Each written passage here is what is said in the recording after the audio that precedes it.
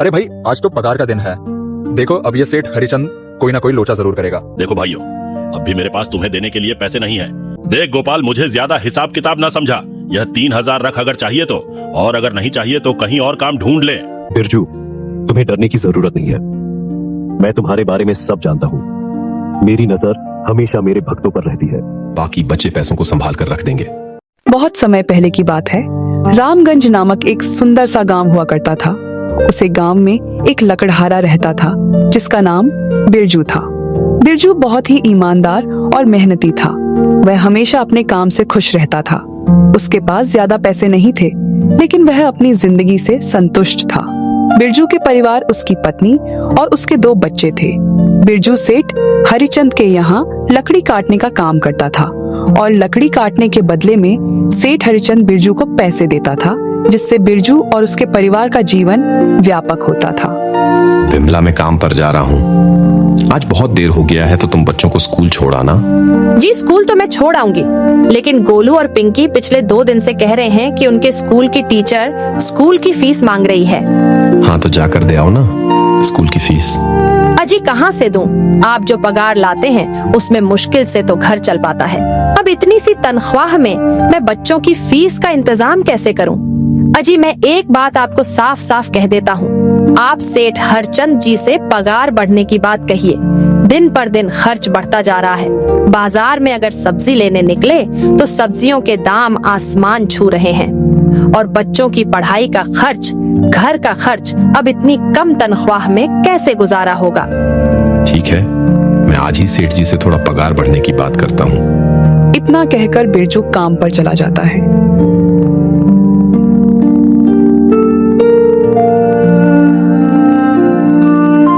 अरे भाई, आज तो पगार का दिन है।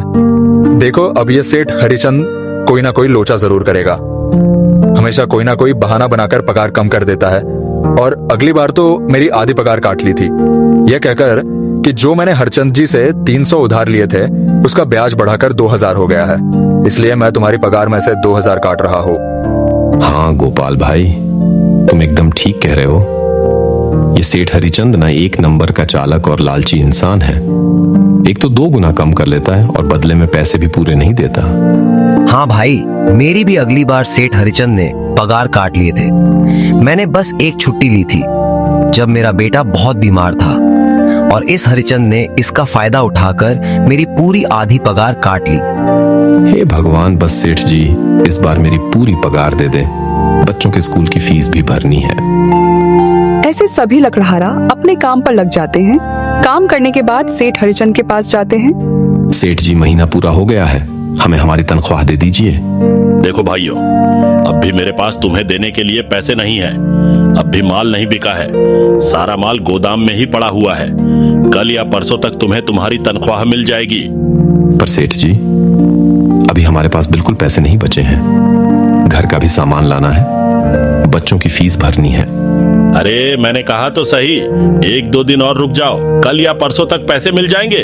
अभी मेरे पास पैसे नहीं हैं। सभी लकड़हारा निराशा मन से अपने अपने घर आ जाते हैं। अजी क्या हुआ, इस बार कितना पगार मिला है?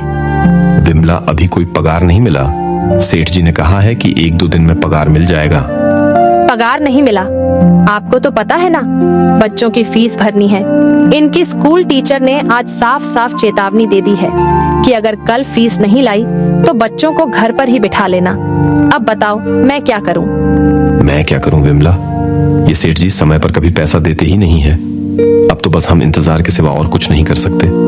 1-2 दिन की बात है, देख लेते हैं। ऐसे ही 2 दिन गुजर जाते हैं। 2 दिन बाद सेठ हरिचंद सबको पगार देता है। अरे गोपाल, ये ले अपनी इस महीने की पगार। सेठ जी, ये तो बस 3000 है। मैंने तो इस महीने 5000 तक का काम किया है। हाँ, काम तो किया है, लेकिन तूने 1-1 घंटे आराम भी तो किया है। यह पैसे इस आराम के कटे हैं। पर सेठ जी, आपने तो कहा था 8 घंटे काम के महीने में 5000 मिलेंगे, और मैं तो 8 घंटे काम किया और 1 घंटा आराम। देख गोपाल, मुझे ज्यादा हिसाब किताब ना समझा। यह 3000 रख अगर चाहिए तो, और अगर नहीं चाहिए तो कहीं और काम ढूंढ ले। बेचारे हरिया के पास उन पैसों को लेने के सिवाय और कोई रास्ता नहीं था। गोपाल चुपचाप वे पैसे रख लेता है। बिरजू, ये लो तुम्हारे 4000 रुपए। पर सेठ जी 4,000 क्यों? मेरे तो पूरे 5,000 बनते हैं ना। मैं तो कोई छुट्टी भी नहीं की और ना ही कोई आराम। मैंने तो अपना सारा काम समय पर ही किया है। हाँ, समय पर तो किया है, पर इस समय बाजार में लकड़ियों का दाम काफी सस्ता हो गया है। इस वजह से अभी तुम्हें भी पगार कम ही मिलेगी जब तक लकड़ियों का दम नहीं बढ़ता। पर सेठ जी, बात तो 5,000 की हुई थी ना। अब 4,000 में मैं कैसे घर चलाऊंगा? बच्चों की स्कूल की फीस भी भरनी है सेठ जी। इस बार आप पूरे पैसे दे दीजिए। 4,000 ही मिलेंगे तुझे। यहाँ काम करना है तो कर, वरना कहीं और काम ढूंढ लें। बेचारे बिरजू के पास उन पैसों को लेने के सिवाय और कोई रास्ता नहीं था। अरे भाई, ये सेठ हरिचंद एक नंबर का बेईमान इंसान है। सारे पैसे अपने जेब में भर लेता है और बहाने बनाता है कि लकड़ियों के दाम सस्ते हो गए हैं। देख लेना, हम गरीबों की किसी न किसी दिन इसे जरूर हाय लगेगी। नहीं गोपाल, ऐसे नहीं कहते। वह हमारे अन्नदाता है। आखिर उन्हीं की वजह से तो हमारा घर चल रहा है। अरे काहे का अन्नदाता? काम के पूरे पैसे तो देता नहीं है। पूरे महीने मेहनत करके भी क्या मिलता है? बस ये 3,000 रुपए, इसमें घर खर्च कैसे चलाए? ऐसे तो हम कभी तरक्की नहीं कर पाएंगे। और हम कर भी क्या सकते हैं? गोपाल, हमें लकड़ी काटने के सिवा और कोई काम कहाँ आता है? और कोई काम खोलना भी चाहे तो इसके लिए हमारे पास इतने पैसे कहाँ हैं? अब जो भी हो, हमारा तो बस ये सेठ हरिचंद ही सहारा है ना। कुछ देर बातें करने के बाद सभी अपने घर की ओर निकल पड़ते हैं। जी आ गए। आप कितनी पगार मिला है? विमला, इस बार सेठ जी ने बस 4,000 रुपए ही दिए हैं। बस 4,000? इतने में कैसे घर चलाएंगे? बच्चों की फीस में ही 2,000 निकल जाएंगे। फिर 2,000 में क्या क्या करेंगे? अब मैं क्या कहूँ विमला, अब तुम्हें इसी में ही गुजारा करना होगा। तुम सबसे पहले बच्चों की फीस भर देना, इसके बाद बाकी का मैं देखता हूँ। अजी आप क्या देख लोगे? सेठ जी से तो पूरे पैसे मांगे नहीं गए आपसे। नहीं विमला, मैं सेठ जी से पैसों के लिए कहा था, पर सेठ जी ने साफ इनकार कर दिया और कहा, ये लेना है तो लो, वरना कहीं और काम ढूंढ सकते हो।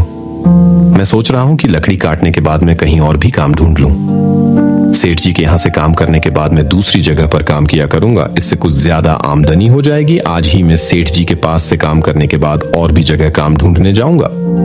इतना कहकर बिरजू काम पर निकल जाता है और जैसा कि बिरजू ने कहा था, वह हरिचंद के यहाँ काम करने के बाद काम की तलाश में निकल जाता है। बिरजू पूरे गांव में काम ढूंढता है। दुकानों दुकानों पर जा जाकर लोगों से कम मांगता है, मगर हर जगह बिरजू को केवल निराशा ही हाथ लगती है। अंत में थक हार कर बिरजू वापस जाने लगता है। तभी वह देखता है कि अचानक बहुत सारे गायों का झुंड उसकी तरफ दौड़ आ रहा है। यह देखकर बिरजू बहुत डर जाता है। वह इधर उधर देखता है तो उसे एक गुफा दिखती है और वह गुफा में जाकर छुप जाता है। जब गायों का झुंड वहां से निकल जाता है, तब बिरजू की जान में जान आई है। बिरजू यह सब सोच ही रहा था, तभी उसकी नजर गुफा में बनी एक तस्वीर पर जाती है। बिरजू तस्वीर की ओर जाता है। ये कैसी गुफा है? ये तो कोई पुराना मंदिर मालूम होता है। अरे ये तो भगवान शिव जी की तस्वीर है। बिरजू जैसे ही भगवान की तस्वीर को नमस्कार करता है, तस्वीर से एक आवाज आती है, बिरजू, मैं तेरे ईमानदारी और मेहनत से बहुत प्रसन्न हूँ। यह आवाज सुनकर बिरजू चौंक जाता है। तभी गुफा में शिवजी प्रकट हो जाते हैं और वह बिरजू से कहते हैं, बिरजू, तुम्हें डरने की जरूरत नहीं है। मैं तुम्हारे बारे में सब जानता हूँ। मेरी नजर हमेशा मेरे भक्तों पर रहती है। क्या आप सच में शिव जी ही हैं या मैं कोई सपना देख रहा हूँ? ये मैं ही हूँ बिरजू, तुम्हारा शिव। मैं तुम्हारे परिश्रम और भक्ति से प्रसन्न हूँ। यह लो, यह जादुई टोकरी है।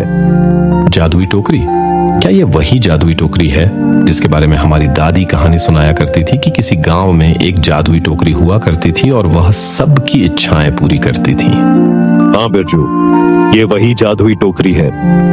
अब तुम इस टोकरी के मालिक हो। तुम इसके इस्तेमाल से अपनी स्थिति सुधार सकते हो, पर याद रखना, तुम जो भी वस्तु इस टोकरी में एक बार डालोगे, वह चीज ही तुम्हें बार बार इस टोकरी में डालनी होगी। इसके अलावा तुम और दूसरी कोई चीज टोकरी में नहीं डाल सकते। अगर तुमने ऐसा किया तो इसका परिणाम तुम्हें ही भुगतना होगा।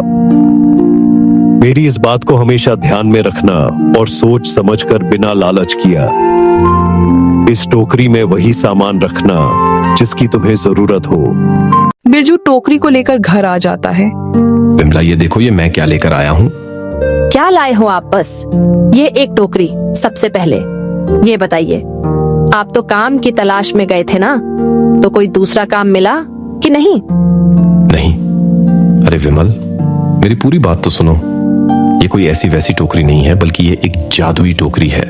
बिरजू विमला को वह सारी घटना के बारे में बताता है जो उसके साथ हुई।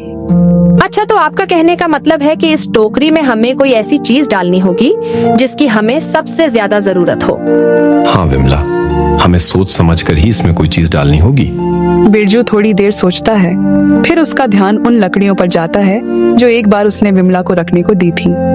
विमला, तुम्हें याद है, एक बार मैं जंगलों में लकड़ियां काटने गया था, तो मुझे एक चंदन की लकड़ी मिली थी और वह मैंने तुम्हें लाकर दे दी थी। हाँ, दी तो थी। तो तुम उसे लकड़ी को ले आओ, हम उसे चंदन की लकड़ी को ही इसमें डालेंगे और उस लकड़ी से अपना एक व्यापार शुरू करेंगे। विमला चंदन की लकड़ी को ले आती है और उसे टोकरी में डाल देती है।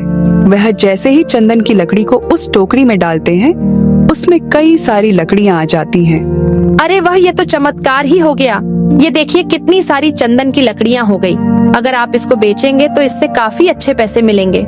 हाँ विमला, मैं कल सुबह बाजार जाकर इसको बेच आऊंगा और जो पैसे मिलेंगे उससे हम अपने गोलू और पिंकी के स्कूल की फीस भर देंगे और बाकी बचे पैसों को संभाल कर रख देंगे। अगले दिन बिरजू हरिचंद सेठ के यहाँ काम पर ना जाकर चंदन की लकड़ियों को बेचने के लिए बाजार की ओर निकल पड़ता है। वहाँ पर बिरजू चंदन की लकड़ियों को बहुत ही कम दामों में बेचा, जिसकी वजह से आम लोगों के साथ साथ बड़े व्यापारियों ने भी बिरजू से चंदन की लकड़ियां खरीदी। लकड़ियों को बेचकर बिरजू को काफी अच्छे पैसे मिले। पैसों को लेकर बिरजू घर आ जाता है। ये देखो विमला, उन लकड़ियों को बेचकर मुझे कितने सारे पैसे मिले हैं। ये लो कुछ पैसे, इससे तुम कल गोलू और पिंकी के स्कूल की फीस भर देना। अच्छा, तो मैं काम पर जाता हूँ। अजी, आपके पास तो अब यह जादुई टोकरी है, तो अब आपको उसे सेठ हरिचंद के यहाँ काम करने की क्या जरूरत है? हाँ विमला, मैं सेठ हरिचंद के यहाँ काम पर नहीं जा रहा, बल्कि मैं तो वहां पर जो काम कर रहे बाकी के लकड़हारे हैं, उन्हें यह खुशी की खबर देने जा रहा हूँ, क्योंकि सेठ हरिचंद जी से मेरे साथ साथ वह लकड़हारे भी परेशान थे, इसलिए मेरा भला हो रहा है। तो क्यों ना मैं उन सभी का भला करूं। वह सभी बहुत ईमानदार लकड़हारे हैं, वह सभी बहुत मेहनत से काम करते हैं, मगर हरिचंद ने कभी भी उनको उनकी मेहनत के सही पैसे नहीं दिए। इसलिए मैंने सोचा है, क्यों ना मैं उनको अपने इस काम में शामिल कर लूं। हाँ जी, बात तो आपकी बिल्कुल सही है। अगर आप सभी लोग एक साथ मिलकर काम करेंगे तो हम सब बहुत जल्द ही तरक्की हासिल कर लेंगे।